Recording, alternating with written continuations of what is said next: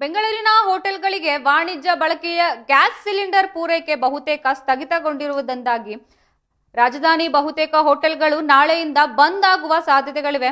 ತೈಲ ಕಂಪನಿಗಳು ದಿಢೀರನೆ ಗ್ಯಾಸ್ ಸರಬರಾಜನ್ನು ಸ್ಥಗಿತಗೊಳಿಸಿರುವುದರಿಂದಾಗಿ ಬೆಂಗಳೂರು ಹೋಟೆಲ್ಗಳ ಸಂಘವು ಈ ನಿರ್ಧಾರ ಕೈಗೊಂಡಿದೆ. ಈ ಕುರಿತು ಅಧಿಕೃತ ಪತ್ರಿಕಾ ಪ್ರಕಟಣೆ ಹೊರಡಿಸಿರುವ ಬೆಂಗಳೂರು ಹೋಟೆಲ್ಗಳ ಸಂಘ, ತೈಲ ಕಂಪನಿಗಳು ಈ ಅನಿರೀಕ್ಷಿತ ನಿರ್ಧಾರದಿಂದಾಗಿ ಹೋಟೆಲ್ ಉದ್ಯಮವು ತೀವ್ರ ಸಂಕಷ್ಟಕ್ಕೆ ಸಿಲುಕಿದೆ ಎಂದು ಆಕ್ರೋಶ ವ್ಯಕ್ತಪಡಿಸಿದ್ದಾರೆ. ಈ ಹಿಂದೆ ತೈಲ ಕಂಪನಿಗಳು ಮುಂದಿನ 70 ದಿನಗಳವರೆಗೆ ಗ್ಯಾಸ್ ಸರಬರಾಜಿನಲ್ಲಿ ಯಾವುದೇ ಅಡಚಣೆ ಉಂಟಾಗುವುದಿಲ್ಲ ಎಂದು ಭರವಸೆ ನೀಡಿದ್ದವು. ಆದರೆ ಈಗ ಕೊಟ್ಟ ಮಾತಿಗೆ ತಪ್ಪಿ ಸರಬರಾಜು ಸ್ಥಗಿತಗೊಳಿಸುವುದಾಗಿ ಹೋಟೆಲ್ ಮಾಲೀಕರ ಆತಂಕಕ್ಕೆ ಕಾರಣವಾಗಿದೆ. ಗ್ಯಾಸ್ ಪೂರೈಕೆ ಸ್ಥಗಿತಗೊಂಡಿರುವ ಹಿನ್ನೆಲೆಯಲ್ಲಿ ಹೋಟೆಲ್ಗಳನ್ನು ಮುಚ್ಚಲು ತೀರ್ಮಾನಿಸಲಾಗಿದ್ದು, ಈ ಗಂಭೀರ ಪರಿಸ್ಥಿತಿಯ ಕುರಿತು ಚರ್ಚಿಸಲು ಸೋಮವಾರ ಸಂಜೆ ನೃಪತುಂಗ ರಸ್ತೆಯಲ್ಲಿರುವ ನಿಸರ್ಗ ಗ್ರ್ಯಾಂಡ್ ಹೋಟೆಲ್ನಲ್ಲಿ ತುರ್ತು ಪತ್ರಿಕಾಗೋಷ್ಠಿಯನ್ನು ಕರೆಯಲಾಗಿದೆ ಎಂದು ಪ್ರಕಟಣೆಯಲ್ಲಿ ತಿಳಿಸಲಾಗಿದೆ.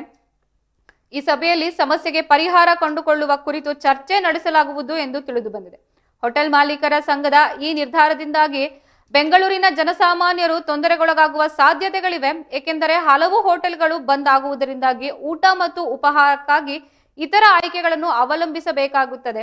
ಸಂಘದ ಈ ನಿರ್ಧಾರವು ಸಾರ್ವಜನಿಕರ ಮೇಲೆ ಯಾವುದೇ ರೀತಿ ಪರಿಣಾಮ ಬೀರುತ್ತದೆ ಎಂಬುದನ್ನು ಕಾದು ನೋಡಬೇಕಿದೆ.